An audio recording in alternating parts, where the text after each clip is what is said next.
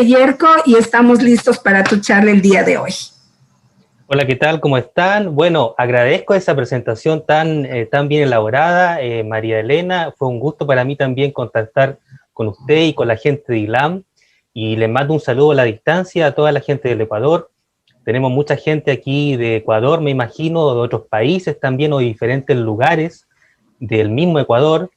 Estamos en un contexto bastante complejo, sabemos que estamos en este tema de la pandemia, nos ha tocado trabajar mucho de forma online.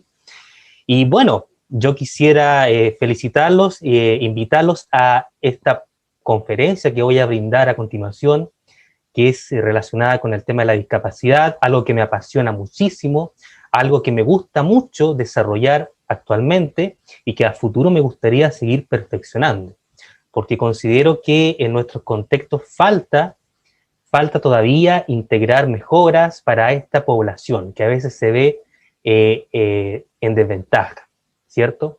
Entonces, bueno, la idea es que hoy nosotros comencemos esta jornada con una visión de la discapacidad y de la discapacidad intelectual, y cuando terminemos esta jornada ustedes, sobre todo porque son los protagonistas en estas jornadas de capacitación en esta semana que ILAN ha propuesto, que ustedes salgan con aprendizaje, es decir, que salgan con algo nuevo, algo que por ahí les haga reflexionar un poco en torno a este concepto de discapacidad, considerando, ojo, sobre todo el tema actual en el que estamos, en la pandemia. Así que, ¿qué les parece si comenzamos? No sé, María Elena, ¿podemos arrancar ya con nuestra jornada? Con muchísimo gusto, Yerko, puedes empezar. No hay ningún inconveniente. Perfecto.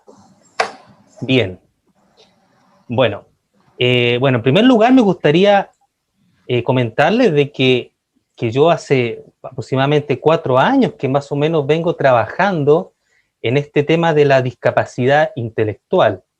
Y creo que me comienza a dar sentido a mí cuando yo ingreso a la universidad, porque en la universidad donde yo estudié estaba esta mención. Pero en algún momento, cuando yo estudié en mi carrera profesional, cuando yo tuve que ir a escuelas especiales, por ejemplo, yo sentí cierto temor. Y yo creo que es algo que le pasa a muchas personas que no conocen desde un principio a personas con discapacidad o en situación de discapacidad intelectual. Entonces ese fue como mi primer contacto, es decir, como mi primer pensamiento, temor, rechazo, porque no conocía el campo, no conocía la vida de una persona con discapacidad y lo que esto conlleva, que es diferente tal vez a la vida de una persona que no tiene discapacidad. Yo les voy a proponer una pregunta de inicio a todos ustedes que están asistiendo, ¿cierto?, a esta jornada. Quiero que lean esta pregunta internamente, que la mediten mientras avanzamos en la conferencia y que recuerden, la pregunta dice si se han encontrado alguna vez o recuerdan alguna vez la primera vez que ustedes se encontraron con una persona con discapacidad. Y me gustaría que pensaran y recordaran cómo fue. ¿Qué fue lo que pensaron? ¿Qué sintieron en ese momento? Tal vez sintieron rechazo, sintieron inclusión, ganas de sobreproteger a la persona, o le dio miedo, no sé. Me gustaría que pensaran eso un poco porque al final lo vamos a comentar. Esto es muy importante, ya que a todos, por ejemplo, nos ha pasado algo cuando tenemos que trabajar o vivenciar con una persona con discapacidad. Pero no todo el mundo a veces tiene contacto de este entorno. No todo el mundo es consciente, tal vez, de todas las dificultades que podría tener esta población. Entonces me gustaría que aquellas personas que tuvieron ese contacto hagan esa reflexión y quienes no también, bueno, o quienes no tuvieron el contacto tal vez con una persona en situación de discapacidad, esta conferencia les va a servir también, porque los va a invitar a aproximarse un poco más. Bien, dicho entonces esa interrogante, nosotros vamos a comenzar a revisar un poco qué es y no es discapacidad, porque dentro del mundo de la discapacidad en general hay muchas creencias, y estas creencias han ido cambiando alrededor del tiempo, es decir, han ido evolucionando. Lo que hoy nosotros llamamos discapacidad, tal vez hace 2 siglos atrás no era considerado discapacidad, sino que era considerado una enfermedad, por ejemplo. ¿Ya? Entonces, si nosotros hacemos una revisión histórica, que no la vamos a hacer en esta conferencia, pero sí que podemos aproximarnos un poco a eso, vamos a entender de que el concepto de discapacidad ha ido cambiando a medida que han avanzado los años.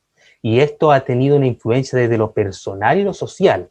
Cambios sociales, tal vez a veces la misma tecnología o los países en desarrollo han dado más posibilidades a las personas con discapacidad, entonces hay más recursos, se pueden hacer mejores cosas, y esto ha cambiado el panorama.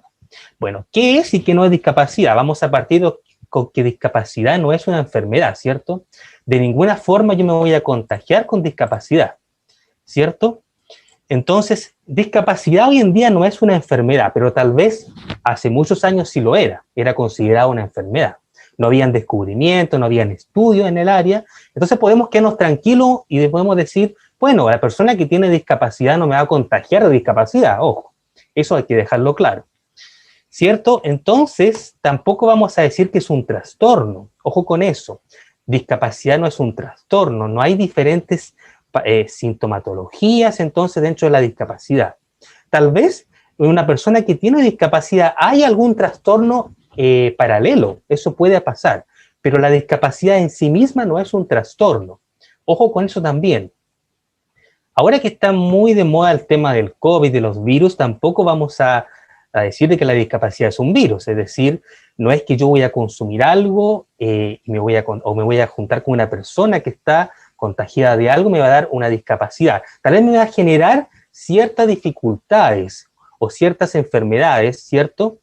Pero discapacidad no es un virus, es decir, no se contagia. A eso es lo que yo voy, ¿ya? Y no necesitamos protegernos tampoco de eso, que es algo muy importante, porque si hoy en día nos estamos protegiendo mucho de lo que es el COVID y todo eso, ¿cierto? Con la discapacidad no necesitamos colocarnos unas gafas, o no necesitamos necesariamente colocarnos una mascarilla, ¿cierto? Por último, también decirles de que discapacidad no es ya una deficiencia, necesariamente, pero en algunos casos sí podría ser considerado deficiencia, ¿cierto? En algunos casos puntuales, ustedes se van a dar cuenta más adelante por qué yo digo eso. Pero sin embargo, en general, discapacidad no es una deficiencia, ya no es considerado una deficiencia. Sí podríamos definir entonces, podríamos aproximarnos un poco al concepto cuando vamos a entender la discapacidad desde otra mirada, una nueva mirada. La discapacidad, más que una enfermedad, un trastorno, un virus, tal vez una deficiencia, un retraso, la discapacidad es una condición o una situación. Y ustedes se preguntarán por qué el profesor está diciendo esto. ¿Qué tiene que ver una condición o situación con una persona con discapacidad, tal vez? Si yo sabía a lo mejor de que discapacidad tenía que ver con las personas con alguna enfermedad, con las personas que tienen dificultades motoras, que tienen multidéficit, etc. Lo que pasa es que con los estudios, los avances que han habido y los nuevos enfoques que se han desarrollado en torno al tema de la discapacidad, vamos a entender ahora la discapacidad como una condición y situación en la que la persona se encuentra en desventaja en relación a su entorno. Es decir, la discapacidad ya no es un tema necesariamente de lo orgánico o lo biológico, ¿ya? Ahora es un tema más bien centrado en el ambiente, en lo que el entorno ofrece a esa persona. Y si ese entorno, por ejemplo, en el que ustedes ven, vamos a dar un ejemplo, no tiene las rampas adecuadas de acceso, no tiene la accesibilidad necesaria, estamos diciendo que aquella persona va a tener una discapacidad, porque no va a poder acceder de igual manera que las demás personas a ese determinado servicio. Entonces va a ocasionar restricciones. La discapacidad, entonces, en general, es una situación que se genera en la persona en relación a lo que acontece en el entorno. Bien, vamos a repasar entonces brevemente una línea del tiempo. Vamos a indagar un poco sobre este tema de la discapacidad en general. Ojo que estamos aún entendiendo lo que es discapacidad. Para poder entender discapacidad intelectual, primero vamos a revisar lo que es discapacidad, ¿ya? Vamos a mencionar algunas cosas importantes que fueron determinantes en la historia para llegar a entender el concepto que hoy en día tenemos. Porque yo les dije, nunca fue el mismo concepto, siempre fue evolucionando. Y la discapacidad ha ido siempre cambiando, ha ido mejorando en cierta medida.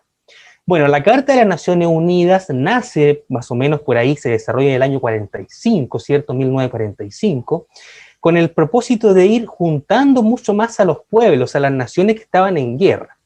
Ojo con esto, con el tema de las guerras, porque cuando surgen las guerras en el mundo, las consecuencias de la guerra fue muy grande, las que dejó en el mundo, en el planeta entero. Y una de las consecuencias que dejó fue muchas personas con discapacidad motora, o personas que perdieron miembros de su cuerpo y quedaron mutilados. Entonces la Carta de Naciones Unidas se lanza ahí y menciona, en cierta medida, por primera vez, menciona un cambio en el concepto de discapacidad y comienza a incorporar a las personas con discapacidad con objeto de derecho, con objeto de mejorar su calidad de vida. O sea, no necesariamente, sino que más bien de asegurarles una vida plena después de haber pasado estos periodos de guerra. Fíjense ustedes que en ese tiempo hubo muchas personas que quedaron mutiladas y quedaron parapléjicas, entonces había mucha gente con discapacidad en el mundo. Por ende, entonces la discapacidad comienza a ser más visible y comienza a ser sensible para la población. Surge entonces luego de esto la Declaración de los Derechos Humanos, ¿cierto? Universal, donde se incorpora y se comienzan a asegurar derechos de igualdad de oportunidades para las personas con discapacidad. Y es la primera vez que yo pienso, y según los estudios que yo he hecho, es la primera vez que se comienza a hablar de los derechos de las personas, de todas las personas del mundo, incluyendo a las personas con discapacidad, que no tenían que ser segregados, que no tenían que ser discriminados o menoscabados. Bueno, posteriormente, en el año 70, aproximadamente la década de los 70, surge la Declaración de los Impedidos, que tiene relación con la discapacidad intelectual, porque más o menos en esa época se comienza a incorporar a esta población a los derechos fundamentales que se habían mencionado en los derechos universales o los derechos humanos. Posteriormente, entre la década de los 80 y los 90, más o menos, posteriormente más hacia el año 95, entre el 88 y el 95, surge la norma uniformes, que es como el primer instrumento que empieza a unificar a los estados del mundo en torno al tema de la discapacidad en general. Es un primer instrumento que se comienza a elaborar en conjunto en los estados para discutir y debatir los derechos y la situación en la que las personas con discapacidad se encontraban. Y esto fue un avance rotundo. Un avance rotundo, ¿por qué? Porque estas normas uniformes posibilitaron aproximarnos a lo que hoy tenemos como marco legal en el mundo para asegurar una calidad de vida a las personas con discapacidad. Y voy a mencionar aquí la Convención del año 2006, la Convención de Derechos de las Personas con Discapacidad. En esa convención hay un cambio, ojo con esto, hay un cambio en el paradigma de la discapacidad. Antes de eso se veía la discapacidad como algo que tenía que ver como algo orgánico de la persona. Es decir, el problema estaba centrado en la persona, en su deficiencia. Pero con esta convención cambia eso y se comienza a ver la discapacidad como algo que el ambiente genera en la persona que tiene algunas deficiencias. Entonces comenzamos a hablar en esta convención del término condición o situación de discapacidad, que es lo que yo les comentaba al principio.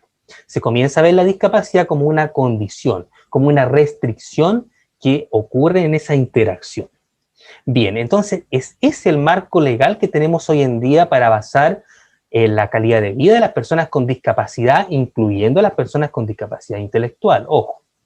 ¿Y qué es lo que estamos haciendo ahora? Estamos tratando de aproximarnos a lo que es la Agenda de Desarrollo Sostenible en el año 2030, que pretende, dentro de sus objetivos sostenibles, incorporar y asegurar la no discriminación y la igualdad de oportunidades a todas las personas con discapacidad intelectual y con discapacidad.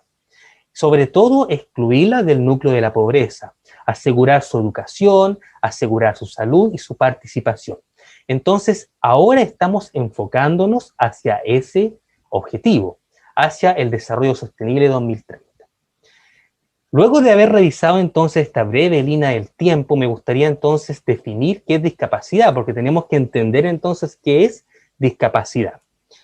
Discapacidad, según la Clasificación Internacional del Funcionamiento de la Salud, ¿cierto? CIF, que en el año 2001 lanza un manual, ¿cierto? Y ha ido actualizando algunas terminologías luego de esta convención. Dice entonces que la discapacidad, lo primero, es un término genérico, ¿cierto? General, holístico. Es un término que abarca muchas otras discapacidades, ¿vale? ¿Sí? Que incluye dos tipos de deficiencias, ¿cierto? Deficiencias corporales, ¿cierto? Y también algunas deficiencias que se producen en el ambiente. Dentro de las deficiencias corporales vamos a incorporar al tema del desarrollo mental, intelectual también, y aparte del físico, ya para que eso quede claro. ¿Qué pasa con la discapacidad según esta definición entonces? Que hay limitaciones o restricciones, ¿cierto?, en la actividad, en la participación de las personas que interactúan con el entorno, ¿cierto? Entonces se produce esta limitación en la participación, ¿cierto? Esto se puede deber a dos tipos de factores. Ojo con esto, pueden ser factores personales o factores ambientales. Por ejemplo, una persona puede tener alguna enfermedad profesional, por ejemplo, y eso le puede generar alguna discapacidad, ¿cierto? Ahora, ese factor puede ser tanto personal como ambiental, habría que indagar en esa persona. Pero también puede producirse algunos problemas en la persona en el desarrollo, como es en el caso de las personas con discapacidad. Entonces, ahí sería un factor personal de esa persona que tendría una deficiencia en algunas funciones de su cuerpo y eso le ocasionaría discapacidad. Como también puede ser algo contextual o ambiental, cuando una persona, por ejemplo, entra en contacto con algún mineral o algún tipo de mineral y queda con una enfermedad y luego no puede entonces realizar sus funciones. También eso puede generar discapacidad.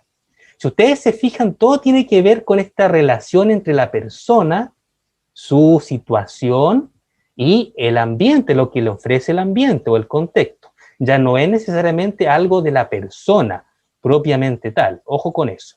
Bueno, tenemos esa definición, que es una definición desde el punto de vista de la salud, ¿cierto? Claramente, porque es de la clasificación del funcionamiento de la salud. Pero también tenemos otras definiciones que vamos a revisar un poco más adelante. Lo que sí les quería dejar en claro acá en este esquema, ¿cierto? Es que de acuerdo a esas condiciones que tiene la persona, esas restricciones que se le imponen, ¿cierto? De acuerdo a sus funciones o estructuras corporales que pueden estar limitadas, ¿cierto? O esa condición de salud que pueda tener esa persona, esto va a tener una limitación en sus actividades cotidianas, es decir, en su desarrollo de su vida, en su trabajo, en su educación, en su vida laboral, ¿cierto? Etcétera. Y esto va a depender de factores tanto ambientales como personales, ¿cierto? Como yo había dicho. Entonces eso va a quedar sumamente claro. Aquí tenemos que ir relacionando entonces los conceptos, ¿cierto? No necesariamente va a tener una condición desde el punto de vista de la salud, sino que aquí hay factores que van a ocasionar riesgo de discapacidad. Bien, entonces, comprendiendo lo que es discapacidad, que ustedes vieron en la presentación previa a la anterior, que era un término genérico, ¿cierto?, que abarca muchas otras áreas o discapacidades, vamos a entender que dentro de la discapacidad, del concepto de discapacidad, hay muchas discapacidades. Podemos encontrar discapacidades motoras, podemos encontrar discapacidades auditivas, discapacidades visuales, ¿cierto? Discapacidades de la adultez también, que se generan en la etapa adulta, ¿cierto? Discapacidades visuales, ya he mencionado, pero también tenemos algunas discapacidades del desarrollo, ¿ya? Dentro de este grupo de discapacidades. Discapacidad del desarrollo no es un concepto que ha tenido mucha experiencia o un concepto antiguo, sino que es un concepto nuevo que se ha lanzado hace muy poco tiempo. Discapacidad del desarrollo implica diferentes tipos de discapacidades. Dentro de las discapacidades del desarrollo nosotros tenemos algunas que vamos a mencionar de modo general. Y dentro de esas discapacidades del desarrollo, ¿por qué se llama del desarrollo? Porque acontecen durante el periodo de maduración de una persona. Es decir, desde que está en el feto hasta que cumple una edad de maduración adecuada según la cultura en la cual se encuentre. Por ejemplo, en Sudamérica, la edad del desarrollo generalmente es a los 18 años. Cuando nosotros cumplimos 18 años, somos considerados ya fuera del periodo de desarrollo y estamos avanzando hacia la adultez, ¿cierto? Dejamos de desarrollar. A diferencia de, por ejemplo, en Estados Unidos, que la edad del desarrollo en algunos estados se ha ampliado a los 22 años ya. Y me imagino que acá en Sudamérica también va a ser así de aquí a poco. Pero bueno, discapacidad del desarrollo es eso, se originan en el periodo del desarrollo. Y aquí tenemos el trastorno del espectro del autismo, ¿cierto?, que se relaciona más con el tema de la comunicación, una limitación excesiva en el tema de comunicativo, y también patrones de comportamiento, ¿cierto?, un trastorno neurobiológico que genera entonces estas limitaciones comunicativas y de comportamiento conductual. Tenemos la parálisis cerebral, ¿cierto?, también dentro de la discapacidad del desarrollo, y tenemos aquí, ojo, la discapacidad intelectual, que es lo que nosotros estamos analizando hoy en día. Dentro de la discapacidad intelectual, o sea, dentro de la discapacidad del desarrollo está la discapacidad intelectual. Entonces vamos a concluir aquí brevemente de que la discapacidad intelectual es una discapacidad que se desarrolla en el periodo de desarrollo, de maduración, ¿cierto? No se desarrolla fuera de ese periodo. Vamos a revisar entonces ahora, ustedes ven ahí muchas palabras, ¿cierto? Yo creo que algunas de ustedes ya han visto estos términos en sus lugares, han escuchado de estos. Yo quise aquí poner entonces cómo ha ido evolucionando el tema de la discapacidad intelectual ya a medida que ha avanzado el tiempo. Es decir, como yo les dije al principio, nunca la discapacidad se mencionó de esa forma, como una condición o situación. Entonces es común que en algún momento las personas con discapacidad intelectual fueron considerados como imbéciles, ¿cierto? Como tontos, como subnormales, ¿cierto? En algún periodo de la historia, ¿cierto? En la antigüedad, ¿cierto? De la edad moderna, se escondía a estas personas, a algunos se les mataba a veces, se segregaba, etc. Posteriormente se fue cambiando el concepto, ¿cierto? Surgieron nuevos términos. Cuando llega la medicina, entonces las personas con discapacidad intelectual eran considerados como enfermos, es decir, tenían una enfermedad, una patología, algo orgánico. Entonces eran considerados enfermitos, eran considerados contagiosos, ¿cierto? Que tenían una enfermedad que podían contagiar a los demás. Esto, supuestamente, ustedes se imaginarán, generó mucha segregación, ¿cierto? Posteriormente, con el auge del tema de la psicología, más que nada cognitiva, los descubrimientos de la inteligencia, ¿cierto?, del comportamiento que hubo en el mundo, surgen los términos de incompetente, ¿cierto?, que tiene que ver con las competencias, es decir, una persona se podía entonces incorporar a la vida, una persona con discapacidad intelectual, a la vida cotidiana, pero era considerado incompetente, porque no podía, por ejemplo, estudiar, aprender, ¿cierto? No podía ejercer un trabajo, no podía desarrollar una compra, no podía hacer un cambio, un trueque, etc. No entendía nada del mundo, entonces era considerado incompetente. También eran considerados inadaptados en algún momento, no se podían adaptar a las situaciones sociales, ¿cierto? Cuando llegaban, todos se asustaban, les tenían miedo, por ejemplo, le decían, bueno, ándate a tu escuela especial, no sé, ándate a tu orfanato tal vez, sáquelo o déjelo en la casa, no lo lleven a donde están las demás personas, porque eran considerados especiales, ¿cierto? Diferentes. Y eso generaba rechazo, lamentablemente. Posteriormente, con el avance entonces de la psicología, ya entrándonos ya en nuestra segunda mitad del siglo XX, ¿cierto? Ya llegando al siglo XXI, surgen los conceptos de retrasado, ¿cierto? Retardado, ¿cierto? Deficiente tal vez, posteriormente, y es así como llegamos al concepto de discapacidad, ¿cierto? De discapacidad intelectual o discapacitado, que tiene que ver más con la condición, como yo les digo, con esa situación.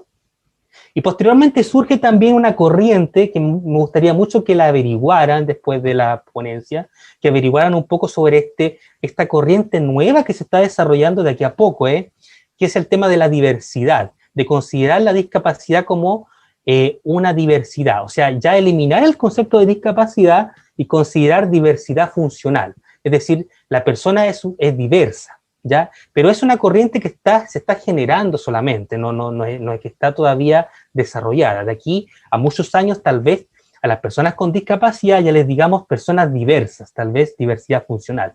No sabemos eso, dependerá de los estudios que hayan en la materia y de los avances que hayan en la legislación. Bien.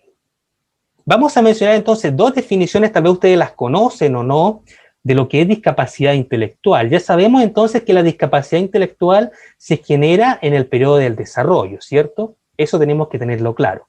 O sea, una persona con discapacidad intelectual no podría desarrollar discapacidad intelectual cuando esté en su periodo de envejecimiento, por ejemplo.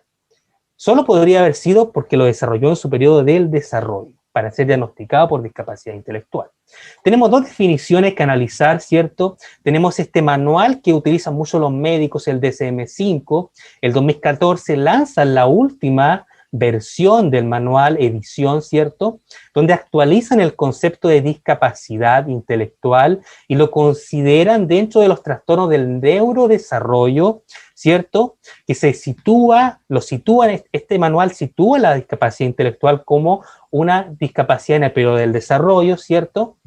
También esta definición menciona tres cosas importantes, que vamos a analizar de aquí a poco, importantes en la vida de una persona con discapacidad intelectual, como es el dominio conceptual, social y práctico, que van a ser un requerimiento para que esa persona se pueda desenvolver. Entonces, tenemos ahí, en esta definición del manual, fíjense ustedes en la primera palabra que está de color rojo, que dice afecciones. Entonces, esta definición considera la discapacidad como algo, como una afección. Y afección tiene mucho que ver con algo como enfermedad. Ojo, que los manuales que se elaboran siempre responden a algo que sea útil para el área en la cual se elaboran. Es decir, este manual se elabora en función de hacer diagnósticos médicos. Entonces va a considerar la discapacidad intelectual todavía como algo más ligado a una enfermedad, ¿cierto?, de clasificación. Proponemos otra definición también que surge cada 10 años. Cada 10 años se actualiza esta segunda definición en Estados Unidos, en la Asociación Americana de Discapacidades Intelectuales y el Desarrollo, que hace más de 60 años ha hecho un trabajo intenso en el área de la discapacidad intelectual, actualizando cada 10 años los manuales, ¿cierto?, para poder trabajar en los diferentes contextos educativos, sociales, servicios de apoyo, calidad de vida, etcétera, la discapacidad intelectual. Entonces, ellos dicen que la discapacidad intelectual está caracterizada principalmente por limitaciones significativas, tanto en el funcionamiento intelectual como en el comportamiento adaptativo. Y aquí menciona lo que mencionó el DSM-5, habilidades conceptuales, sociales y prácticas cotidianas. Y refuerza al final la definición lo del tema del desarrollo, ¿sí? Esta discapacidad se origina antes de los 22 años de edad, es decir, durante el periodo del desarrollo. Entonces podemos concluir aquí que la discapacidad intelectual hoy en día es concebida entonces como una discapacidad del desarrollo, ¿cierto?, que se origina antes de los 22 años y que abarca habilidades conceptuales, sociales y prácticas, ¿cierto?, y que también tiene que ver mucho con el funcionamiento intelectual, es decir, con la inteligencia más que nada. Aquí tenemos la definición, ¿cierto?, nuevamente, de la Asociación Americana de Discapacidades Intelectuales y el Desarrollo, que se actualizó este año, ojo, se actualizó este año, después de 10 años, yo les traigo aquí la definición actualizada de discapacidad intelectual en enero de 2021, se está trabajando este año en España en una traducción del manual al castellano, ¿cierto?, y el próximo año ya tendremos en Sudamérica aproximadamente la definición nueva de discapacidad intelectual que trae un nuevo paradigma de la discapacidad y de ahí en adelante cada país, cada estado irá actualizando sus políticas públicas en torno a esta definición. Me imagino que en cuanto a los servicios de apoyo, a la estrategia educativa, social, de salud, etcétera, basado en esta nueva definición, ¿cierto? Muy importante. La última definición fue el año 2011, para que ustedes más o menos se hagan una idea. Y la diferencia que hay es que en ese tiempo la definición cambia la edad del desarrollo. En ese tiempo era considerado hasta los 18 años. Ahora se amplía a los 22 años. Entonces, bueno, cuando nos encontramos con personas con discapacidad intelectual, nosotros vamos a observar que estas personas tienen un funcionamiento intelectual medido por inteligencia, ¿cierto? Por temas de coeficiente intelectual muy bajo que les genera un aprendizaje más lento. Entonces vamos a ver a estudiantes, a personas que les cuesta aprender, que les cuesta entender normas, que les cuesta entender conceptos educativos, ¿cierto?, sociales. Y eso es ocasionado por este funcionamiento intelectual, les cuesta organizar la información. Tienen problemas de memoria, ¿cierto?, de funciones ejecutivas, etc. Bien, también vamos a encontrarnos con personas que tienen una dependencia muy elevada o muy grande de sus cuidadores, de sus tutores, de sus padres, de sus profesores. Es decir, cuando vemos a una persona con discapacidad intelectual hoy en día, vamos a ver también aún mucha dependencia y que esas personas que tienen sobreprotección los sobreprotegen mucho. Es decir, los que están a cargo de esas personas con discapacidad intelectual tienen una sobreprotección excesiva. Entonces van a haber una dependencia de estas personas. Y las personas con discapacidad intelectual se van a ver entonces sobreprotegidas, ¿cierto? Y van a necesitar de eso en algún momento. Y también nos vamos a encontrar acá, bueno, con algo también importante, que van a tener siempre, generalmente, vamos a encontrarnos con estudiantes, con niños, con personas que tienen dificultades adicionales, es decir, sensoriales, por ejemplo, les va a costar escuchar, van a tener dificultades en su audición, en su visión, ¿cierto? Para hablar, ¿cierto? Para decodificar, ¿cierto? Vamos a tener dificultades motrices para controlar los movimientos, para identificar las direcciones, ¿cierto? Para entender el sentido derecha, izquierda, arriba, abajo, para coordinar movimientos, ¿cierto? Lateralidad, etc. Entonces van a haber dificultades adicionales. Dificultades en el tema de la autoestima, las personas con discapacidad intelectual en una edad de la infancia, en una edad joven, van a tener dificultades para adaptarse o integrarse al grupo, incorporarse. En una edad, por ejemplo, de la adultez, van a generar a veces hasta depresión, inclusive depresiones, endógena o exógena. Van a tener dificultades a nivel práctico para desarrollar habilidades de la vida diaria, es decir, manejar el uso del dinero. Van a tener dificultades para desplazarse, para ir a comprar algún producto, para independizarse de sus cuidadores, para autodeterminarse, para tomar el control de su propia vida, etc. Entonces, estas cosas son cosas muy interesantes de ir analizando, para ir entendiendo la vida de una persona con discapacidad intelectual. Bueno, podemos mencionar algunos factores de riesgo, ¿cierto? La discapacidad, ustedes se preguntarán cómo se ocasiona o de dónde sale, si no es una enfermedad, si no es un virus, si no es un trastorno, si no es una deficiencia. Entonces, la discapacidad intelectual, ¿de dónde viene? ¿Cómo una persona genera discapacidad intelectual?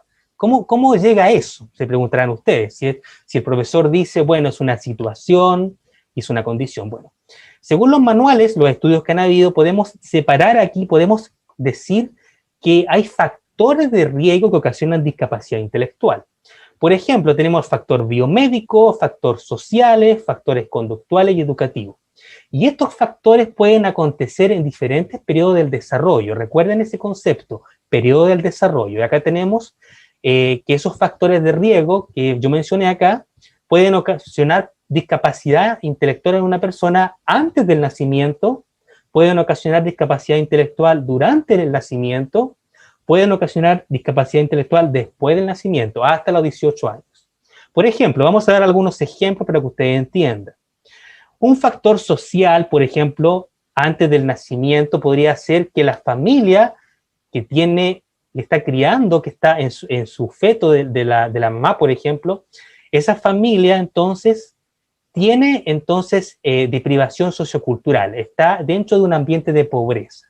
Y eso va a generar problemas de alimentación para la madre, o para el padre, también para la familia. Y eso podría ocasionar una discapacidad intelectual en ese niño que va a nacer. También podemos encontrarnos con factores, por ejemplo, como ya había dicho, factores educativos, ya cuando un niño nace, ¿cierto? En los primeros periodos del desarrollo, en las primeras etapas del desarrollo, ¿cierto? Cuando él está asistiendo al jardín de infancia, esa persona no puede recibir la estimulación temprana necesaria. Entonces, si no recibe la estimulación temprana necesaria, los movimientos, los reflejos, la estimulación, ¿cierto? De los sonidos, etcétera, la estimulación del cerebro, la sensopercepción, esa persona, si no recibe eso, posteriormente podría generar en ella una discapacidad intelectual cuando interaccione con el entorno, ¿cierto?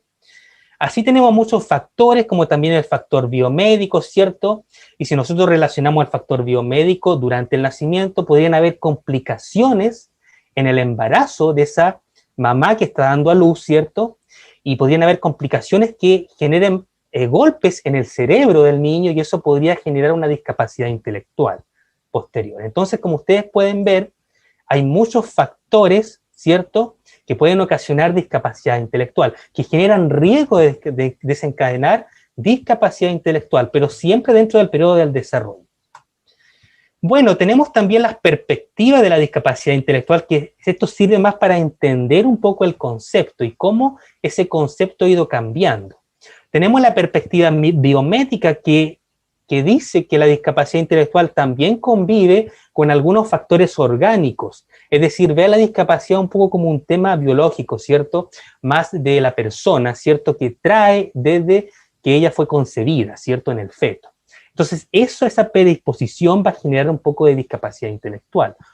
También tenemos la perspectiva psicoeducativa que nos dice que la educación, ¿cierto? Y la estimulación temprana es necesaria para no generar discapacidad intelectual en una persona.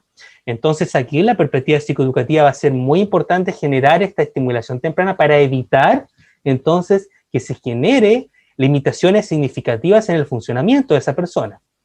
Tenemos también la perspectiva sociocultural, ¿cierto? Que la dejo por acá, perdón ahí.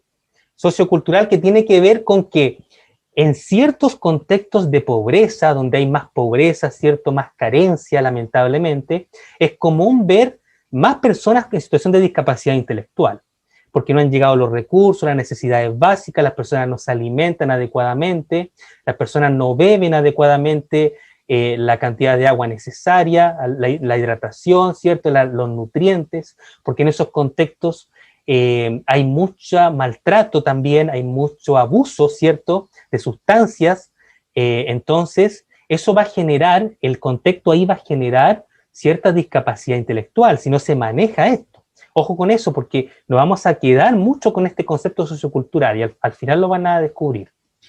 También tenemos una nueva perspectiva que surge luego de la Convención, ¿cierto?, del 2006, que es la perspectiva de derechos, es decir, esta perspectiva de asegurar la igualdad de oportunidades. Y en esta perspectiva de derechos se ve la discapacidad intelectual como algo más de derechos humanos, ¿cierto? Se ve como algo, una situación que en interacción con el entorno genera discapacidad, independiente de toda la otra perspectiva. Es decir, una persona puede tener discapacidad, puede tener algún grado de discapacidad intelectual, pero cuando se niegan los derechos de esa persona en ciertos lugares del entorno, ya sea acceso a un lugar, acceso a la educación, acceso a la salud, el empleo, acceso al empleo, va a generar discapacidad en esa persona, va a generar restricciones. Entonces, aquí tenemos también esa perspectiva. La nueva definición de discapacidad intelectual que yo les dije, ¿cierto?, según la AIDD, lo que viene a ser el nuevo manual, ¿cierto?, que ya se construyó, pero que se está traduciendo, pretende integrar estas 4 perspectivas en una sola. Es decir, es un enfoque holístico de la discapacidad, ¿me entienden? Pretende integrar las 4 perspectivas de la discapacidad intelectual, integrarlas solamente en una. Y vamos a hablar de aquí en adelante, de aquí al año 2030 probablemente, de un enfoque holístico de la discapacidad, donde las personas con discapacidad tienen que acceder a diferentes elementos desde un punto de vista integrador del entorno. Es decir, concebimos no necesariamente, ojo con esto, porque generalmente la vida de una persona con discapacidad intelectual y lo que se hace es en función de su salud y su educación, ¿ya? Eso es lo que se hace, se le lleva a una escuela especial o una escuela regular, o se atiende en un consultorio, en un hospital, ¿cierto? Pero se dejan de lado muchas cosas más que van a tener relación con su calidad de vida. Por ejemplo, no se atiende el empleo de esa persona, no se sabe cómo va a ser su desarrollo en la vida adulta, en la vida laboral, en la vida sentimental también, de pareja, la sexualidad de esa persona. Nos interesa también indagar cómo va a ser su desarrollo de envejecimiento, ¿cierto? Su pensión, su sistema de pensión, ¿cierto? De jubilación, etcétera. Entonces, esta perspectiva nueva que yo les digo integra todo eso. Lo que pretende es generar apoyos para todas las áreas de una persona. No necesariamente la salud y la educación, que son como las áreas que más se ven, ¿cierto? En una persona con discapacidad intelectual. Son las que primero responden al presupuesto estatal, sino que ahora los vamos a enfocar con esta perspectiva nueva, integradora, en todas esas dimensiones. Es por aquello entonces que la discapacidad la vamos a entender como un concepto multidimensional, de muchas dimensiones, donde la persona se sitúa entonces, como ustedes ven, al centro, y donde el problema no reside en la persona, ojo, sino que en su funcionamiento. Y ese funcionamiento va a depender de las barreras que hay en el entorno. Las barreras en este caso que yo les pongo acá, tienen relación, por ejemplo, con una persona con discapacidad intelectual adolescente o adulta que quiere comprar sus útiles de aseo personal. ¿Quién no ha querido comprar eso cuando estábamos creciendo, ya comenzamos a independizarnos, ¿cierto? Entonces, él va a tener que por sí misma, esa persona, comprar sus útiles de aseo personal, ¿cierto? Pero se va a encontrar con limitaciones, ¿cierto? La primera limitación que se va a encontrar es que el entorno en el que ella se desenvuelve, quizás tenga creencias limitantes que diga que la persona no va a poder comprar por sí misma porque no conoce el dinero, no sabe manejar el sistema monetario del país, no sabe desplazarse, no sabe escoger los productos. Frente a esto van a aparecer barreras, ¿cierto? ¿Cuáles son las barreras que van a aparecer, lo que podrían aparecer? Bueno, un sistema financiero que es muy rígido, ¿cierto? Para entenderlo para esa persona que tiene discapacidad intelectual. Un sistema de pago, ¿cierto? Que no va a ser posible que esa persona con discapacidad pueda entender. Por ejemplo, si se paga con tarjeta, la persona con discapacidad no va a saber, no va a recordar su clave para poder pagar. Un ejemplo. La distribución de los productos que hay en el supermercado, por ejemplo, no va a permitir que esa persona pueda entender para poder buscar ese producto, ¿cierto? Y también todo esto va a generar inseguridad, información que a veces ella no se va a sentir informada. Entonces, todo esto va a generar una discapacidad intelectual, ojo. Por ende, entonces, ¿qué necesitamos ahí? Necesitamos los apoyos, ¿cierto? ¿Y qué son los apoyos? Los apoyos van a ser la instrucción, la enseñanza, la educación, la socioeducación, la tutoría, la mediación, el entrenamiento, que un profesor, que un terapeuta, que un mediador, que un profesional le va a entregar a esa persona.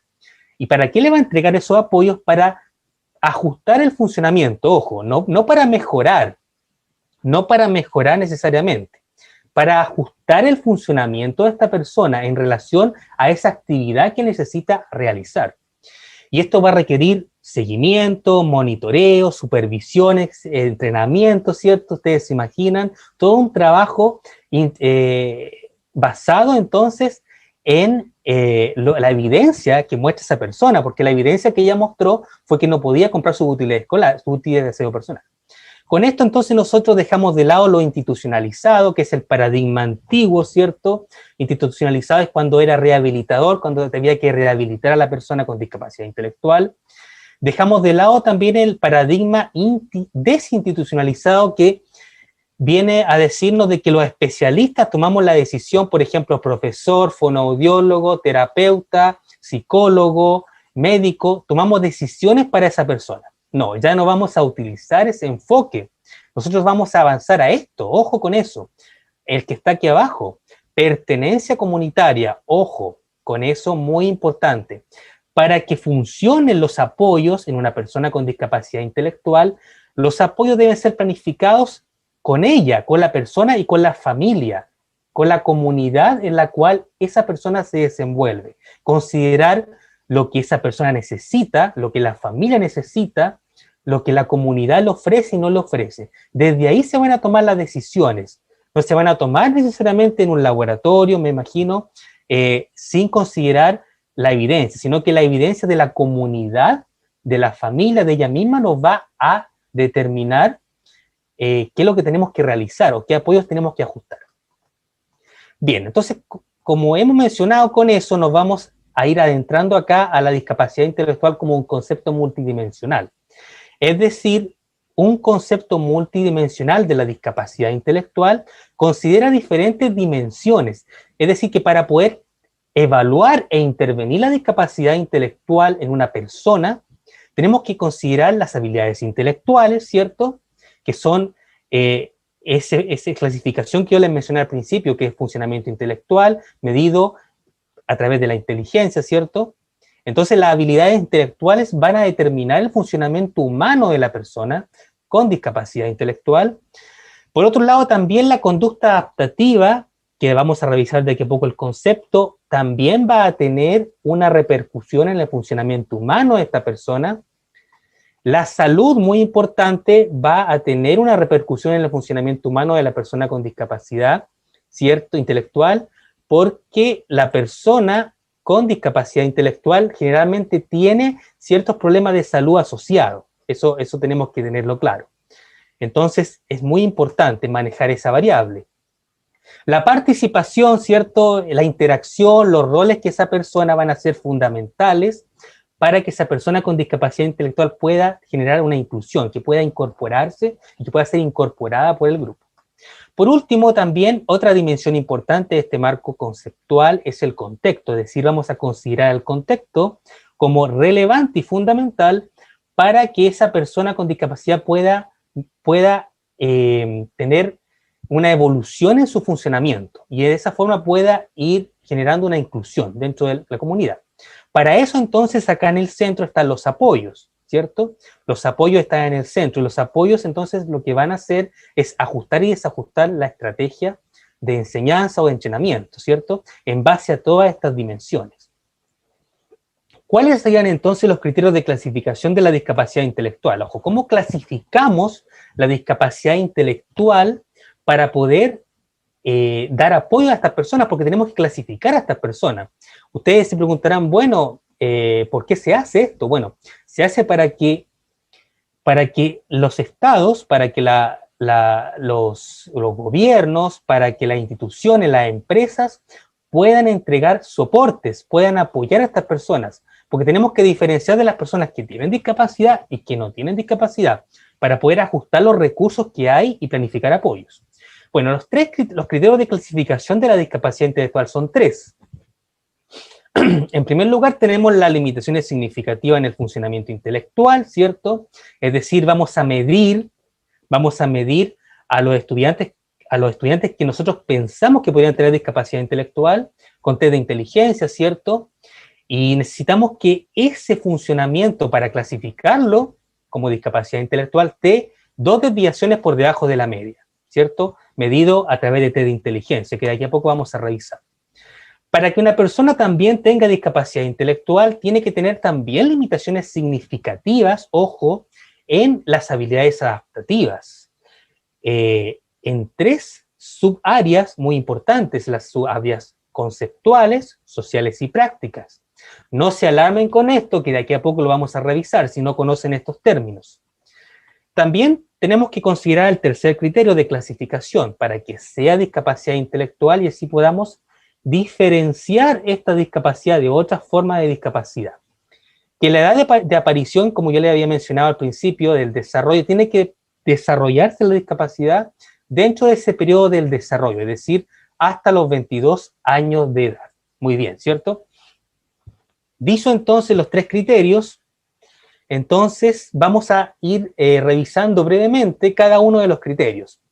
Recuerden, funcionamiento intelectual, ¿cierto? 2 desviaciones por debajo de la media, limitaciones en la conducta adaptativa, en habilidades conceptuales, sociales y prácticas, y aparición antes de los 22 años de edad. Permiso. Bien, entonces evaluamos, ¿para qué clasificamos? Para poder entregar los apoyos. En cuanto al funcionamiento intelectual y la evaluación, nosotros vamos a evaluar para poder diagnosticar la discapacidad. Ojo, tenemos que diagnosticar, tenemos que clasificar en qué rango se encuentra esa persona para poder ajustar los apoyos, y esa persona se podría encontrar en un rango leve, moderado, severo o profundo, en cuatro rangos diferentes, según una escala de coeficiente intelectual. Y también tenemos que evaluar con test de inteligencia para poder planificar estrategias y recursos de apoyo, ¿cierto? Que nos van a permitir de forma individual mejorar la calidad de vida de esta persona. Ya para eso nosotros aplicamos los test de inteligencia. Bien, entonces, ¿qué más podemos decir? Que, como yo había mencionado, el funcionamiento intelectual se mide con test de inteligencia, ¿cierto? Estandarizado supuestamente, y tiene que estar 2 desviaciones típicas por debajo de la media, considerando el error típico de medida de esos instrumentos que pueden generar en cierta población, ¿cierto? Entonces, ¿cómo lo hacemos esto? ¿Cómo se hace? Bueno, en Chile se puede hacer de una forma, en Ecuador tal vez lo hacen con otros tests, en Brasil, en Estados Unidos, va variando de acuerdo a factores culturales, a veces las pruebas no son adaptadas en los países. Bueno, yo no conozco mucho el contexto de Ecuador, No conozco cómo lo hacen en Ecuador, ¿ya? Pero el manual que yo les mencioné y los estudios que les mencioné recomiendan la utilización de la escala de Wechsler, ¿cierto? O el WIS 5, que la última edición fue baremada en el año 2014. Estas son escalas que se aplican a los niños, ¿cierto? Después de los 5 años generalmente, ya se aplican para diagnosticar la discapacidad intelectual. Estas son puntuaciones que van a dar estas escalas, puntuaciones para poder diagnosticar, según este criterio. Estos test se administran individualmente, generalmente lo administra un psicólogo, un profesional de la medicina, tal vez, lo administra, ¿cierto? Lo aplica y da entonces como resultado un rango. Es decir, el resultado del test nos va a decir si ese estudiante se encuentra en un rango leve, moderado, severo, profundo, ¿ya? Y en otros casos se utilizan otros test como el Stanford Binet, ¿cierto? Que se utiliza en Estados Unidos en algunos lugares. Algunos casos especiales, algunos países que no han adaptado pruebas o algunas situaciones étnicas, lingüísticas van a utilizar otros test. El test de Stoney, de Hamilton Pearson, ¿cierto? De Solon, está la escala de Bailey, el test Raven también se utiliza mucho en algunos lugares, etcétera. Test de inteligencia, es decir, evaluamos el funcionamiento intelectual. Son pruebas que se evalúan muchos dominios intelectuales en esas pruebas. Ya se aplican de forma individual y arrojan una puntuación en relación al promedio.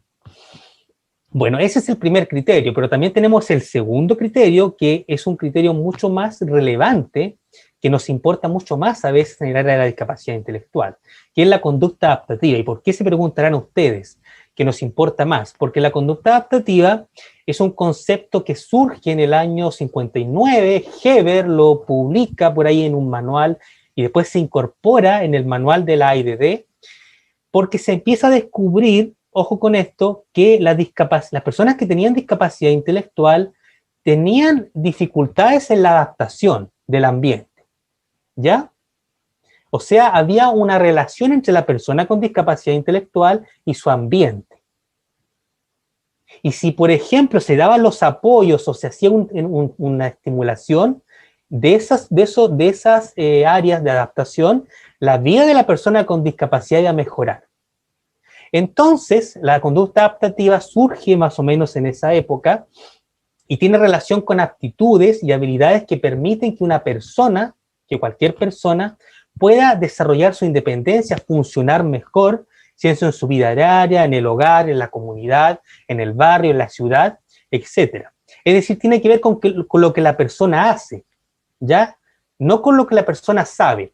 El test de inteligencia, el funcionamiento intelectual, tiene que ver con lo que la persona sabe, ¿ya? Pero la conducta adaptativa tiene que ver con lo que la persona hace. Esa es la diferencia, con lo que la persona hace para poder funcionar mejor. Entonces, la conducta adaptativa son diferentes formas en las que una misma persona satisface sus propias necesidades personales. Y me imagino que esa persona con discapacidad intelectual tiene necesidades personales. Necesidades, por ejemplo, de aprender a comprar un producto, de aprender a desplazarse en un lugar, de no perderse, de no ser engañado. Necesidad también de poder aprender a colocarse su ropa, necesidad de aprender a contar números, aprender a hablar, aprender a escribir, aprender a leer. Diferentes necesidades, y para eso necesita aprender estas habilidades adaptativas, que son conceptuales, sociales y prácticas. Y esto le va a permitir a esa persona poder controlar su propia vida y poder independizarse, es decir, funcionar mejor, de acuerdo a lo que hace. Tenemos tres entonces habilidades, ¿cierto? De la conducta adaptativa, las habilidades conceptuales, ¿cierto? Que tienen que ver con la alfabetización. Entonces, una persona con discapacidad intelectual necesita aprender a leer, ¿cierto? Necesita aprender a entender los sistemas monetarios de la moneda en el país en el cual él vive. Necesita saber el concepto del tiempo, que el tiempo va variando, que va cambiando, que va evolucionando. Necesita manejar la numeración, ¿cierto? Para poder buscar, por ejemplo, después en el calendario, la fecha. Necesita manejar la numeración para poder contar diferentes elementos, separar, etcétera, y necesita también dirigirse, autodirigirse. Esas son las habilidades conceptuales y tienen que aprender a las personas con discapacidad intelectual. Tenemos también las habilidades sociales, ¿ciertos? Habilidades sociales que tienen relación con cómo la persona establece amistades con otras personas, por ejemplo. Recordemos que para la persona con discapacidad intelectual generalmente es segregada, es marginada y necesita mucho establecer redes y le cuesta mucho. Entonces tenemos aquí las habilidades interpersonales, ¿cierto? Que tienen relación con cómo esa persona puede hacer amigos, amistades, la responsabilidad, ¿cierto? Esa persona hacerse responsable a cierta edad de sus actos, la autoestima y que esa persona pueda tener un autoconcepto de su propia vida a pesar de todas esas limitaciones que el entorno le impone, la credulidad y la ingenuidad de no ser engañado, ¿cierto? Tiene que ver esto con que una persona con discapacidad intelectual frecuentemente va a ser engañado porque son más ingenuos, porque tienen una edad mental mucho más baja, mínima, y porque generalmente son más inocentes y no entienden el concepto, lo social, la regla social. Entonces, necesitan aprender esto, necesitan también a resolver situaciones sociales, ¿cierto? Poder entender las normas, ¿cierto? Sociales, los códigos, y la victimización, es decir, no victimizarse en recuerdo a situaciones sociales. También dejo las habilidades prácticas acá muy importantes dentro de la conducta adaptativa, que tienen relación con esas actividades que le permiten que la persona en situación de discapacidad funcione mejor en su vida diaria, esas habilidades funcionales tal vez. Por ejemplo, esa persona necesita comprar útiles de aseo, de higiene personal, aprender a hacer esto. Necesita también ir al médico, aprender a poder desplazarse para ir al médico, a saber por qué es importante cuidar la salud, a transportarse, a desplazarse, a pagar su pasaje, por ejemplo, a establecer rutinas, por ejemplo, saber controlar el esfínter, por ejemplo, en una edad infantil, aprender los códigos que tenemos que, por ejemplo, saludarnos, despedirnos, etcétera, etcétera. La seguridad, ¿cierto? También es importante aprender a controlar entonces eso, a sentirse seguro, no sentirse inseguro, a usar el dinero en diferentes situaciones, en transporte, en compra, etcétera. Y ojo con lo último, a aprender a utilizar el teléfono, ¿cierto? Muy importante hoy en día el tema del celular, ¿cierto? Todos los niños ya tienen teléfono hoy en día, entonces las personas con discapacidad ya utilizan el teléfono, se necesitan aprender a utilizar el teléfono, ¿cierto? ¿Y qué les va a enseñar si ellos no tienen la mediación? Son los profesionales que les van a enseñar a utilizar el teléfono. El teléfono para llamar a sus padres, a sus cuidadores, para poder desplazarse, por ejemplo, si quieren tomar un Uber, un taxi. Hoy en día se utiliza el teléfono para pagar inclusive, entonces necesitan aprender esto. Yo les menciono esto porque para que ustedes se den cuenta, más o menos, que la vida de una persona con discapacidad es compleja, necesita aprender muchas cosas. ¿Cómo evaluamos la conducta adaptativa? También tenemos que evaluar la conducta adaptativa. Bueno, que generalmente se utilizaba mucho y se utiliza, se utiliza mucho el ICAP, que es un inventario de planificación de servicios y la programación individual, ¿cierto? Un instrumento norteamericano que ya se lanzó hace muchos años y que en Sudamérica en algunos países se utiliza, en Chile se utiliza mucho esto, no sé si en Ecuador se utiliza, para quienes son psicólogos que trabajan en esto, más que nada, pero se utiliza el ICAP, ¿cierto? Para poder evaluar estas áreas que yo les mencioné, estas tres áreas. Esto fue adaptado por Delfín Montero Centeno en español, en España fue adaptado al español y ya se utiliza en Chile, se utilizó. Sin embargo, este test no era tan fiable y no era tan completo como los que surgieron después, porque también surgió el instrumento ABAS-2, ¿cierto? Que es un sistema un poco más completo que el otro, que surge en Estados Unidos. Todos estos test se hacen de estudio en Norteamérica. Acá se propone entonces la nueva escala, esta que está acá, que yo menciono al principio, que es la DAPS, ¿cierto? Una escala diagnóstica del comportamiento adaptativo.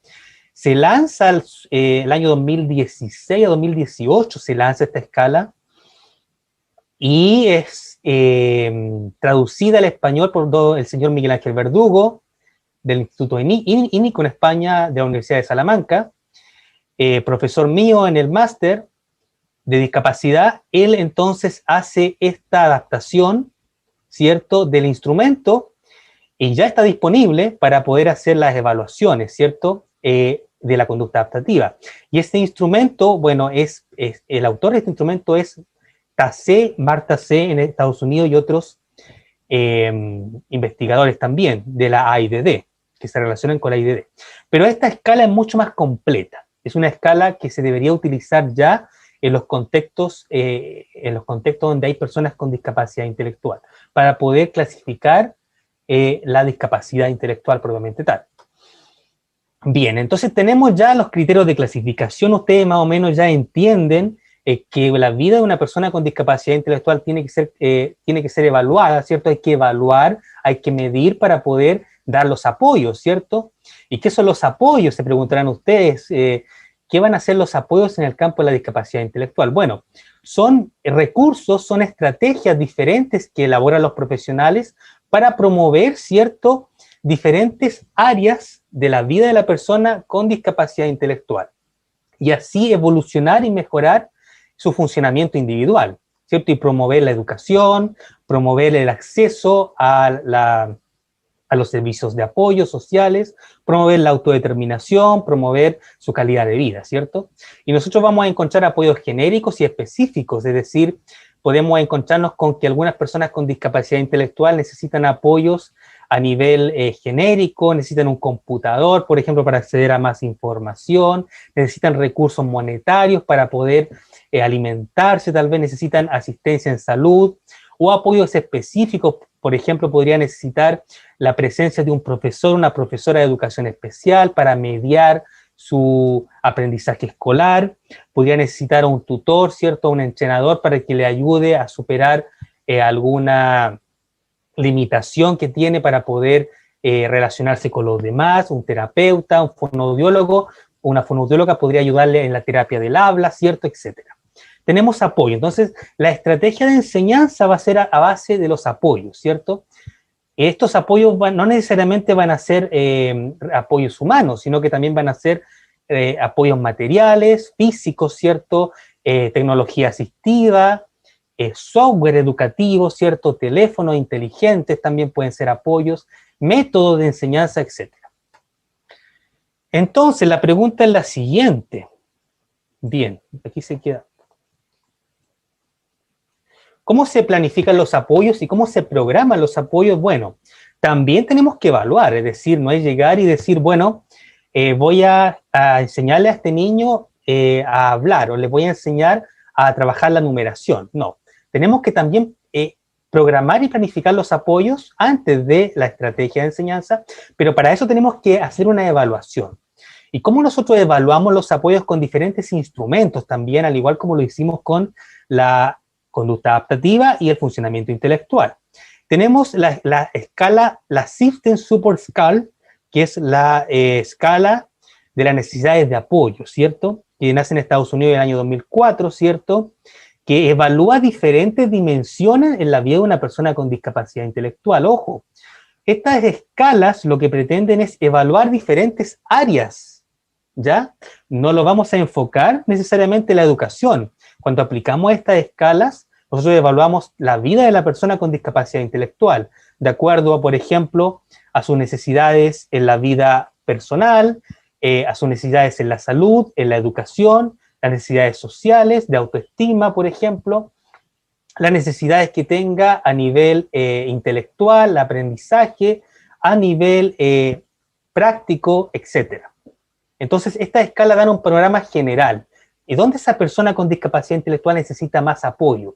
Y así el profesional puede ajustar y derivar, así por ejemplo las organizaciones, los estados, las escuelas, los centros de salud, los centros médicos, pueden entonces ajustar un plan de trabajo que permita que esta persona mejore, ¿cierto? Que mejore su calidad de vida, perdón, que no que mejore su discapacidad, sino que mejore su calidad de vida.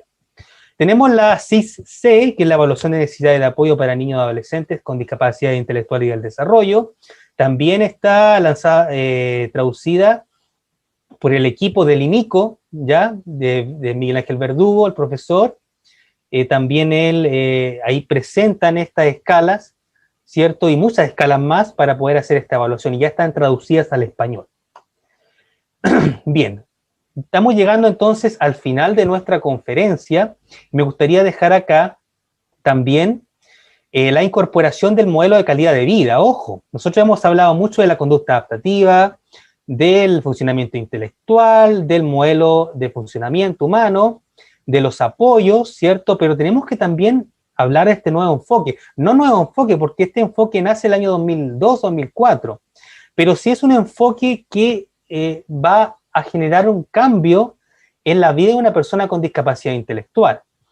La calidad de vida, entonces, es un término multidimensional, ¿cierto?, que nos dice de que en la vida de una persona con discapacidad hay diferentes dimensiones que son necesarias de abordar, evaluar e intervenir para mejorar la calidad de vida de esa persona, es decir, para que haya un bienestar tanto familiar como personal de esa persona, de esa comunidad. La calidad de vida es un modelo, entonces, que nos dice de que al mejorar los apoyos, a incorporar los apoyos en estas dimensiones que vamos a revisar a continuación, habrá un bienestar familiar e individual en la persona con discapacidad intelectual. Entonces tiene mucha relación con lo comunitario, es decir, con lo que la persona hace en su entorno. La calidad de vida nos dice que la persona con discapacidad intelectual tiene que satisfacer sus necesidades personales, es decir, hay necesidades que esa persona tiene y necesitan ser satisfechas. Y lo que buscamos con la calidad de vida son resultados, es decir, resultados personales. Por ejemplo, que esa persona pueda ser incluida en su club de amigos, en su escuela. Por ejemplo, necesitamos resultados personales, que esa persona pueda tener amistades. Por ejemplo, que esa persona que sea considerada en las decisiones que se toman dentro de un grupo, que esa persona con discapacidad intelectual tenga una buena salud y una buena alimentación, que esa persona con discapacidad intelectual pueda tener un dominio educativo adecuado para poder progresar, que pueda tener un empleo, ¿cierto? Que pueda tener un trabajo, ¿cierto? Remunerado. Necesitamos también que esa persona pueda tener entonces mejores condiciones para poder relacionarse con los demás, mejores condiciones para poder entender el mundo en general, y etcétera, ¿cierto? Entonces buscamos resultados en esta área. Como ya había bien dicho, entonces son dimensiones, es un estado deseado por la persona, ¿cierto?, con discapacidad intelectual, es deseado de bienestar personal, es decir, que esa persona quiere sentirse mejor, quiere sentirse partícipe, entonces, de la comunidad, al igual que una persona que no tiene discapacidad intelectual, y que está influenciada por varios factores personales y ambientales. Entonces aquí tenemos que tener en claro de que van a haber factores ambientales y personales que van a influir en cómo estas dimensiones se incorporan y se desarrollan en la vida de una persona con discapacidad intelectual. Estas dimensiones son iguales para todas las personas, ¿cierto? Claramente tenemos que tenerlo en claro, pero varían en diferencia en cuanto a cada persona, porque, por ejemplo, son dimensiones generales, pero cada persona con discapacidad intelectual tiene diferentes, entonces va a tener diferentes niveles, ¿cierto? De acuerdo a estas dimensiones. Puede que tenga más desarrollada una, puede que tenga menos desarrollada otra, etc. ¿Cuáles son las dimensiones del modelo? Tenemos el bienestar emocional, ¿cierto? Que se relaciona con que la persona con discapacidad intelectual necesita entonces establecer un vínculo afectivo con sus padres, con sus profesores, con sus compañeros, etc. Necesita no sentirse ansioso, no sentirse nervioso, ¿cierto?, en situaciones que le van a provocar tensión. Tenemos las relaciones interpersonales, que nos dice de que la persona con discapacidad intelectual necesita establecer redes de apoyo, amistades, ¿cierto?, grupos de amigos, grupos, compañeros de trabajo, etc. Bienestar material, que tiene que ver con que la persona necesita, en una vida ya más adulta, tener un hogar, tener una vivienda, ¿cierto?, tener recursos para poder comprar sus productos básicos, etc. También esa persona necesita desarrollarse, tener un oficio, ¿cierto?, un empleo, por ejemplo. Necesita esa persona también asistir a ciertos lugares, gozar de la educación superior, tal vez aprender es desarrollo personal. Tenemos bienestar físico, que tiene relación también con que esa persona con discapacidad intelectual necesita necesariamente tener una salud adecuada, una alimentación, hábitos alimenticios que no le ocasionen obesidad, por ejemplo, protegerse ante las enfermedades, ir a los controles médicos, etcétera. Tenemos la dimensión de autodeterminación, que nos dice que la persona con discapacidad intelectual necesita aprender a controlar su vida, a controlar las decisiones por sí mismo, ¿cierto? A manejar las situaciones, a poder decidir por sí misma y que no sus padres necesariamente decidan por ella. La inclusión social, que nos dice que las personas con discapacidad intelectual necesitan aprender entonces y desarrollar esta pertenencia comunitaria, ¿cierto? Que se le incorpore en las actividades del barrio, en la ciudad, que puedan entrar a los centros comerciales, a las actividades recreativas, ¿cierto? Que planifican los municipios, las escuelas, etcétera.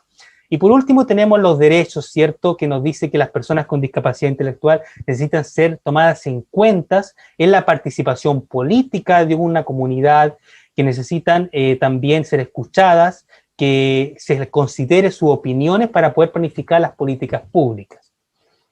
Bien, ahí dimos algunos ejemplos, ¿cierto? Ustedes podrían encontrar otros, ¿cierto? Pero más o menos dimos algunos ejemplos de cada dimensión. Aquí menciono brevemente el modelo socioecológico, ¿cierto? De inclusión social, que se relaciona con el modelo de calidad de vida. Lo que queremos acá es mencionar y vincular este modelo de calidad de vida con el modelo socioecológico, que nos dice de que a nivel de la persona hay diferentes entornos. Está el microsistema, el mesosistema, el macrosistema y el exosistema. Y que cada uno de estos microsistemas, que está uno sobre otro, tiene una influencia sobre el anterior. Y así, por ejemplo, el microsistema, que se relaciona con la familia, con la escuela, ¿cierto? Con la gente que está cerca de la persona con discapacidad, tiene una influencia con la persona con discapacidad directa. Y así sucesivamente, el mesosistema, que es la comunidad en general, la ciudad, es cierto, el municipio, las decisiones comunales, municipales, van a tener una influencia sobre el microsistema, sobre la familia, y así va a tener una influencia sobre la persona. Y así también como el exosistema y el macrosistema, que son las decisiones gubernamentales, las políticas públicas de los países, la cultura, las organizaciones ya empresariales a nivel mundial. Todas esas decisiones que se tomen a nivel organizacional mundial van a tener una repercusión en el mesosistema y en el microsistema y a su vez en la persona, ¿cierto? Con discapacidad intelectual. Bueno, quería mencionar solamente acá brevemente el tema de la pandemia. Para la vida de una persona con discapacidad intelectual generalmente también ha afectado, al igual que a todos. Las personas con discapacidad intelectual generalmente son personas que tienen comorbilidades, ¿cierto? Enfermedades asociadas, la obesidad, enfermedades a nivel del sistema respiratorio, por ejemplo. Entonces, el COVID-19, la pandemia, es un factor de riesgo para las personas con discapacidad intelectual, un factor de riesgo para su vida de salud y también la educación. Por ejemplo, muchas personas en situación de discapacidad intelectual han tenido que dejar de lado sus terapias del habla, de comunicación, de alfabetización. Entonces, esto va a generar muchas dificultades. Ojo con eso, va a generar deficiencias en los sistemas de apoyos. Muchas personas con discapacidad intelectual no han sido evaluadas este año. Los profesionales no han podido hacer la evaluación y la clasificación. Entonces hay muchas personas con discapacidad intelectual que no han sido diagnosticadas, y eso va a generar de que no se entreguen los apoyos, que los países puedan programar para después los apoyos. Y recuerden que en la vida con una persona con discapacidad intelectual el tiempo es oro, es decir, cuanto antes nosotros desarrollemos la intervención es mejor, ¿cierto?, para promover la calidad de vida. ¿Cuáles serían entonces como conclusiones ya los principales desafíos en el área? Bueno, lo primero sería integrar mucho más este modelo de calidad de vida que yo mencioné al final, ¿cierto? Que lo dejé como el plato fuerte, ¿cierto?, de la conferencia. Es decir, para que ustedes se queden con eso, como el plato fuerte, el fondo, ¿cierto?, ahí, que es como integrar este modelo con estas 8 dimensiones en la vida de una persona con discapacidad intelectual. Y para eso tendremos entonces que aplicar los test, las evaluaciones, ¿cierto?, que existen. Podemos discutirlo en alguna otra conferencia, ¿cierto?, este modelo. Hay escalas entonces que se pueden aplicar, la escala INICO, ¿cierto?, la escala FEPS-NICO de calidad de vida, donde se aplican estas dimensiones, ¿cierto? Entonces falta eso, falta vincularlo más, falta vincularlo al sistema de apoyos, es decir, a los apoyos, a esos recursos que el profesional va a entregar. Para eso es necesario evaluar, ¿cierto? Por otra parte, también falta comprender la discapacidad, y creo que esto se va a ir desarrollando de aquí a poco, en esta década, ¿cierto? Desde un enfoque más holístico, integrador, ¿cierto? Que incorpore las 4 perspectivas que yo mencioné, ¿cierto? Integrando y que no se vea la discapacidad necesariamente como algo de la educación o de la salud, ¿cierto? Sino que veamos la discapacidad intelectual de aquí en adelante ya como algo que tiene que ver con muchas dimensiones de la vida de una persona, a nivel educativo, a nivel social, a nivel laboral también, a nivel financiero también, ¿cierto? Entonces, a nivel de derechos más que nada. Es decir, ver la discapacidad como algo holístico, que tiene diferentes variables.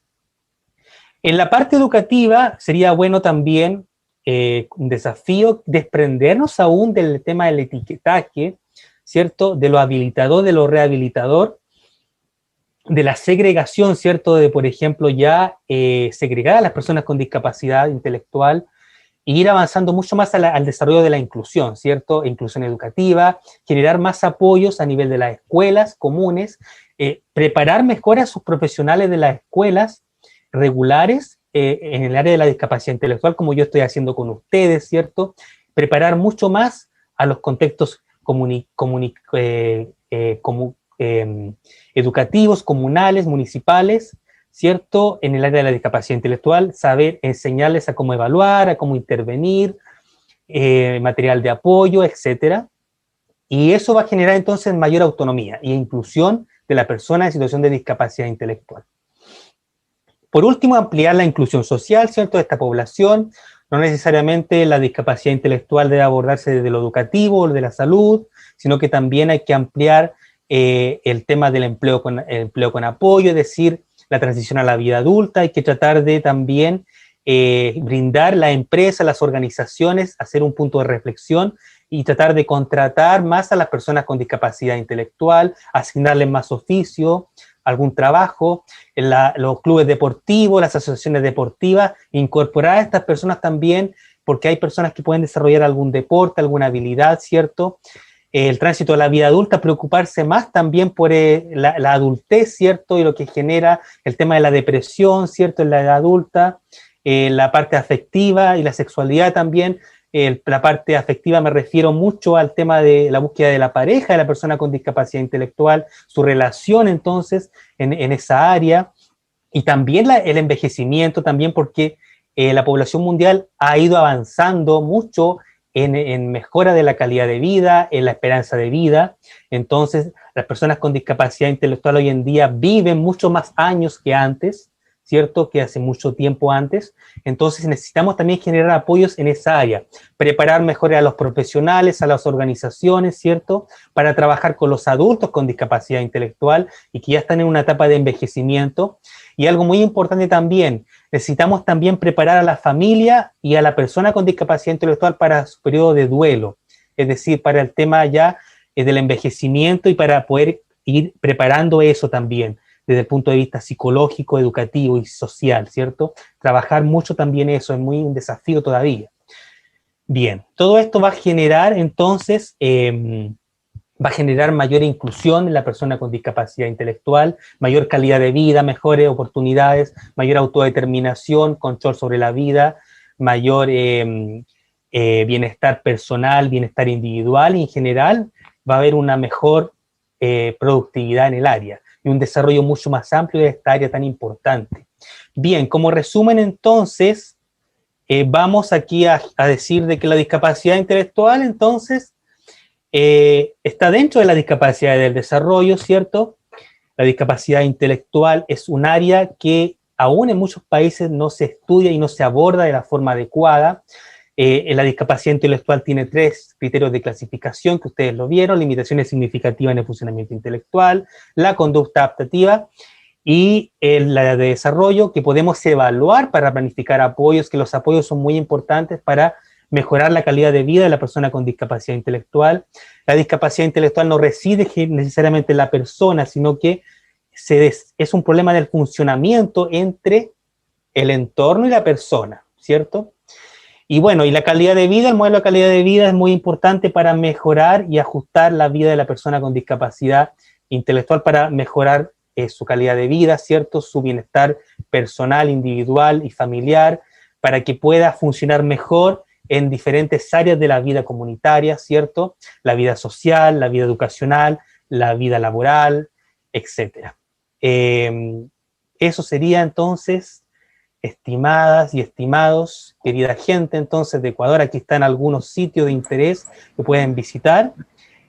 Aquí pueden visitar la página de la IDD, está también la clasificación del funcionamiento de la discapacidad y la salud. Vamos a dejar esto entonces acá para que les llegue a ustedes ahí, ese les interés. Y bueno, me gustaría escuchar sus apreciaciones también. Ya he hablado bastante, así que me gustaría saber me gustaría también saber, de acuerdo a la primera pregunta, es decir, la pregunta que formulamos al principio. Me gustaría saber si es el mismo aprendizaje lo que ustedes entendían de la discapacidad con lo que ahora van a salir después de la conferencia. A ver cómo ha cambiado un poco su percepción. Y si tienen algún comentario o pregunta adicional, adelante. Entonces, vamos nomás con las preguntas. Bueno, Yerko, primero agradecerte, muy clara la conferencia, muy interesante también. Realmente es muy importante, ¿no? Reconocer toda la parte de la terminología y todo lo que tiene que ver con discapacidad intelectual. Y estos modelos que nosotros pues no lo hemos venido viendo, pero qué importante es conocer sobre ellos. Tengo varias preguntas que me han hecho, te voy a indicar, pues y ahí vamos a ir conversando. No sé si es posible, Yerko, que dejemos de compartir la pantalla, por favor. Muy bien. Gracias. Gracias.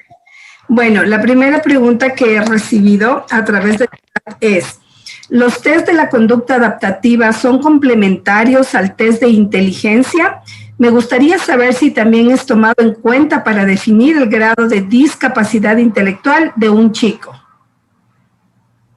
Bueno, lo que pasa es que se evalúa tanto el funcionamiento intelectual como la conducta adaptativa, es decir, tiene que tener los dos criterios para poder ser clasificado como discapacidad intelectual. Entonces, tienen que haber esas dos variables, tienen que estar evaluadas, tienen que estar descendidas bajo la media. Entonces, generalmente una no va a influir en otra, ¿ya? Porque son cosas diferentes, ¿ya? Pero sí tienen que estar las dos evaluadas. Por ejemplo, pues se puede dar que una persona con discapacidad intelectual, con dificultades a nivel práctico, ¿cierto? En el manejo de algo, en una situación, de acuerdo al test que se aplique, eso él no lo desarrolle en la prueba, ¿cierto? En la evaluación. Y esa persona en el test de inteligencia, entonces, como ese test no mide la conducta adaptativa, no mide lo que la persona hace, sino que mide lo que la persona sabe, entonces no va a tener una relación ahí. Por eso que son diferentes, por eso que se miden de forma diferente. Pero sí, por ejemplo, naturalmente, una persona que tenga dificultades en lo que sabe, es decir, en el funcionamiento intelectual, para poder ordenar, me imagino que los test de inteligencia se van a hacer diferentes actividades o ítems donde hay que ordenar cuadrado, por ejemplo, círculo, esto es lo que se hace. Eso no necesariamente nos va a decir de que esa persona puede adaptarse, puede funcionar mejor, etcétera, porque son cosas paralelas, no se relacionan, pero sí tienen que estar clasificadas ambas, tienen que estar incorporadas en la evaluación, con diferentes tests. Gracias, Yerko. La siguiente pregunta es, antes de ir a las preguntas, por favor, no se olvide que les vamos a pasar el link para que usted pueda poner su asistencia, para que si usted necesita su certificado de los talleres del día sábado, usted pueda tener todas sus asistencias, ¿no? Bueno, la siguiente pregunta, ¿para qué tiempo se sugiere evaluar a las personas con discapacidad intelectual? ¿En qué tiempo? ¿Y cada qué tiempo se sugiere hacer esta evaluación a las personas con discapacidad intelectual? Bien, Bueno, eso va a depender mucho de la planificación y la organización y la disponibilidad de adaptación de las pruebas que tenga cada país, porque no es lo mismo, por ejemplo, evaluar en Chile que evaluar en Brasil, por ejemplo, o en Costa Rica o en México, ¿cierto? Va a depender mucho de la adaptación de las pruebas, de los profesionales que hayan, ¿cierto? Generalmente se evalúa a una persona con discapacidad intelectual cada 2 años, ¿ya? Esa es la evaluación que se le hace, ¿cierto? Que se diagnostica, ¿cierto? Ahora, yo les puedo decir de la experiencia que yo he visto en mi país y en otros países. Generalmente la evaluación se va realizando cada año en algunos lugares. Se va realizando esta discapacidad. Porque tenemos que recordar algo muy importante, que la discapacidad intelectual no desaparece, ¿ya? No desaparece. La discapacidad intelectual lo que puede evidenciar son mejoras a nivel de calidad de vida de la persona, a nivel de la conducta adaptativa, a nivel del funcionamiento intelectual, pero siempre va a haber una discapacidad intelectual. O sea, la persona va a variar su funcionamiento, porque recuerden que es un funcionamiento. Entonces, esto ha generado una controversia porque me imagino, y yo he estudiado el tema, y hace muchos años atrás, obviamente, la discapacidad intelectual se evalúa cada 4 años, cada 6 años, pero con los nuevos avances y la nueva disponibilidad de los test ciertos que hay adaptados al español, por ejemplo, en Sudamérica, ya la evaluación se ha ido haciendo cada menos tiempo para ir ajustando los servicios de apoyo. Y también las pruebas que se han incorporado han sido más variables, es decir, han habido nuevas pruebas, nuevos test que lo que han hecho han sido ir relacionándose mucho más con la parte comunitaria de la persona, con la vida propia de la persona, no tanto el funcionamiento intelectual o la conducta adaptativa. ¿Bien? Ok, muchísimas gracias, Yerko. Sí, por favor, les comento que ya está el link de la asistencia. Usted lo puede ir verificando, por favor, para que pueda ir llenando su link. Bueno, con respecto a lo que Yerko nos había hecho la pregunta, les vamos a pedir que intervengan, por favor, algunas personas y nos cuenten, ¿no? ¿Podrías repetir, por favor, Yerko, la pregunta que les habías hecho a nuestros participantes? Vamos a ir preguntándoles, ¿no? Un poquito. Bueno, principalmente que se recordaran en el contexto de Ecuador, porque me imagino que ustedes, la mayoría son de Ecuador. Entonces se acuerden en algún momento en su infancia, en su adolescencia, cuando vieron por primera vez, alguna vez, a una persona con discapacidad intelectual, vamos a decir, ¿cierto? ¿Qué les generó? ¿Cuál fue la sensación, lo que sintieron, ¿cierto? Esa es como una pregunta que me gustaría que ustedes reflexionaran, porque tal vez acá hay mamás, hay papás también de personas con discapacidad intelectual que para esto no es tema, ¿cierto? Ellos vieron en el nacimiento esto. Pero hay personas que no tienen esa... O sea, no viven eso, no lo vivencian tan de cerca, y hay personas también que nunca han visto personas con discapacidad intelectual. Entonces la pregunta era esa, ¿qué sintieron, qué les generó de acuerdo a su contexto sociocultural?